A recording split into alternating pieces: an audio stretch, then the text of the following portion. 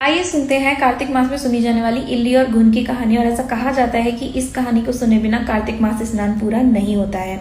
एक बार इल्ली और घुन थे। इल्ली कार्तिक मास आया, इल्ली ने घुन से कहा कि चल कार्तिक स्नान करने चलते हैं। घुन ने कहा तेरा क्या है, तू तो गिरी छुआरे में रहती है, ताकतवर है, तू कार्तिक स्नान कर सकती है। मैं तो बाजरे के सिट्टे में रहता हूँ, वही खाता हूँ, ठंडा ठंडा पानी पीता हूँ, मेरा जीवन बहुत अच्छा चल रहा है। इल्ली ने कहा जैसी तेरी मर्जी। और वह राजा की बेटी के पल्ले से लगकर रोज कार्तिक स्नान करने लगी। कार्तिक मास खत्म हो गया और दोनों भगवान को प्यारे हो गए। अगले जन्म में कार्तिक स्नान करने से इल्ली का जन्म राजा की बेटी के रूप में हुआ और वहीं घुन जो है वो गधे के रूप में पैदा हुआ। दोनों धीरे धीरे बड़े होने लगे। राजा ने अच्छा सा वर देखकर राजकुमारी का विवाह एक अच्छे राजकुमार से कर दिया।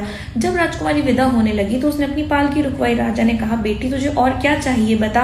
राजकुमारी ने कहा मुझे यह गधा चाहिए। राजा ने कहा बेटा मैंने तुझे इतना सब कुछ दिया, ये गधा। राजकुमारी बोली नहीं मुझे यह गधा चाहिए। इतना सुनकर गधा उचक उचक कर राजकुमारी के साथ चल दिया और उसके साथ पहुंच गया।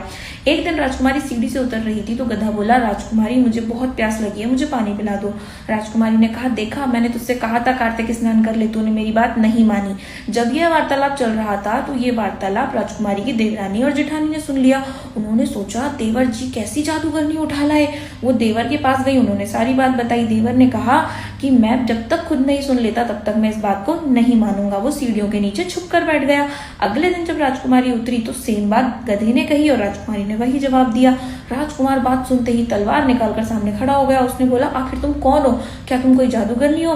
राजकुमारी ने कहा देखो मेरी से बात मत पूछो, औरत का भेद मत खुलवाओ। पर राजकुमार ने कहा नहीं तुम मुझे बताओ। इस बात पर राजकुमारी ने अपने पिछले जन्म की सारी बात बता दी। तब राजकुमार ने कहा कि क्या सच में कार्तिक मास का स्नान करने का इतना पुण्य फल प्राप्त होता है। राजकुमारी ने कहा हाँ। तब राजकुमार ने कहा कि अगर ऐसी बात है तो तुम और मैं जोड़े से इस बार कार्तिक मास का स्नान करेंगे और बहुत सारा पुण्य अर्जित करेंगे।